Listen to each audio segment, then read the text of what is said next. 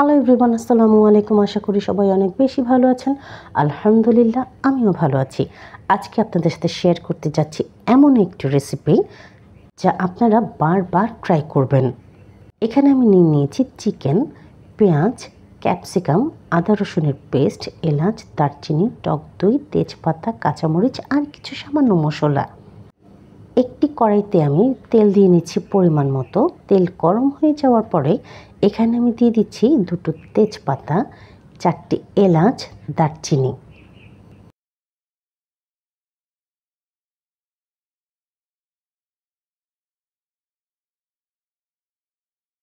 এই মশলাগুলো একটু ভেজে নিব যাতে করে সুন্দর করে ফ্লেভার রিলিজ করতে থাকে। এবার এখানে আমি দিয়ে দিচ্ছি 1.5 টেবিল চামচ পরিমাণে আদা ও রসুনের পেস্ট। আদা ও রসুনের পেস্ট দেওয়ার পর আমি একটু ভেজে নিব যাতে করে এ থেকে কাঁচা গন্ধ চলে যায়।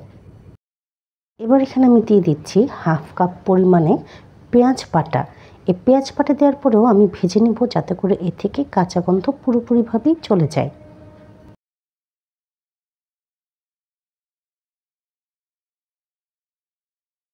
এবার এখানে আমি দিয়ে দিচ্ছি 1/2 কাপ পরিমাণে টক দই। টক দইটা অনেক বেশি লিকুইড, কারণ এটা আমার বাইরে থেকে কেনা ছিল। টক দই দেওয়ার পরে খুব ভালো করে নাড়তে হবে যাতে করে টক দই ফেটে না যায়। এবার এখানে আমি দিয়ে দিচ্ছি স্বাদ অনুযায়ী লবণ। তারই সাথে দিয়ে দিচ্ছি 1/2 চা চামচ পরিমাণে হলুদের গুঁড়ো, 1 চা চামচ পরিমাণে ধনের গুঁড়ো ও 1/2 চা চামচ পরিমাণে শুকনো মরিচের গুঁড়ো। এই মশলাগুলো দিয়ে খুব ভালো করে কষিয়ে নিব যাতে করে মশলা থেকে কাঁচা গন্ধ চলে যায়।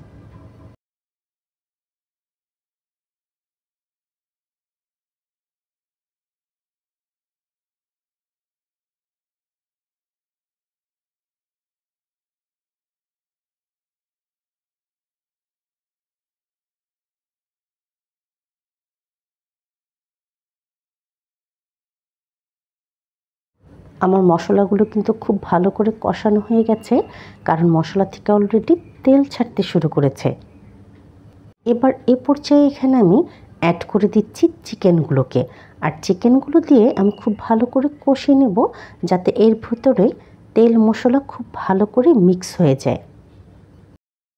Please subscribe to my channel and press the bell icon, তাহলে নোটিফিকেশনটি সবার আগে আপনার কাছেই যাবে আর ভিডিওটি সবার আগে আপনি দেখতে পাবেন।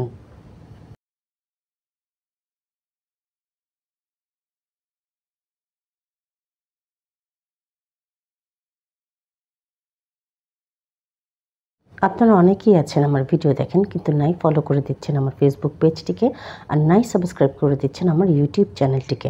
আপনাদের কাছে আমার একটি হাম্বল রিকোয়েস্ট, আপনারা অবশ্যই সাবস্ক্রাইব করে দিবেন আমার ইউটিউব চ্যানেলটিকে আর ফলো করে দিবেন আমার ফেসবুক পেজ ও ইনস্টাগ্রাম আইডি তিন্নাস কিচেনকে। চিকেনগুলো কিন্তু খুব ভালো করে কষানো হয়ে গেছে, কারণ এর থেকে তেল ছাড়তে শুরু করেছে। রান্নার এই পর্যায়ে এখানে এবার আমি দিয়ে দিচ্ছি পরিমাণ মতো পানি, যাতে করে চিকেন খুব ভালো করে সেদ্ধ হয়ে যায়।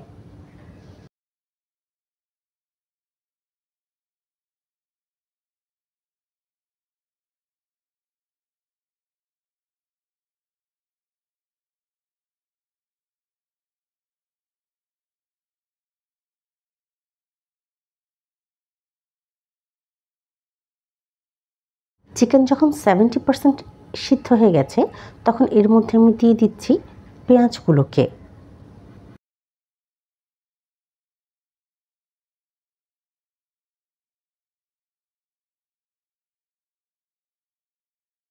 আর এবার এখানে আমি দিয়ে দিচ্ছি ক্যাপসিকামগুলোকে।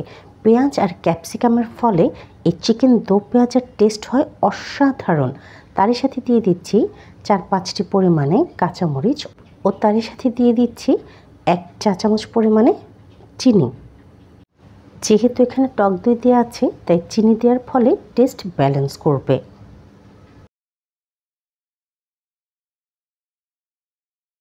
রান্নার এ পর্যায়ে এখানে আমি দিয়ে দিচ্ছি 1/4 চা চামচ পরিমাণে জিরের গুঁড়ো। আমার এই চিকেন দো পেঁয়াজা কিন্তু অলমোস্ট ডান হয়ে গেছে। পোলাও, ভাত, রুটি এবং পরোটার সাথে অসম্ভব টেস্ট লাগে এই চিকেন কারিটি খেতে। আপনারা একবারের জন্য হলেও অবশ্যই ট্রাই করে দেখবেন। দেখতেই পাচ্ছেন দর্শক কতটা পরিমাণে সুন্দর লাগছে, আর আলহামদুলিল্লাহ এর টেস্ট ছিল অসাধারণ।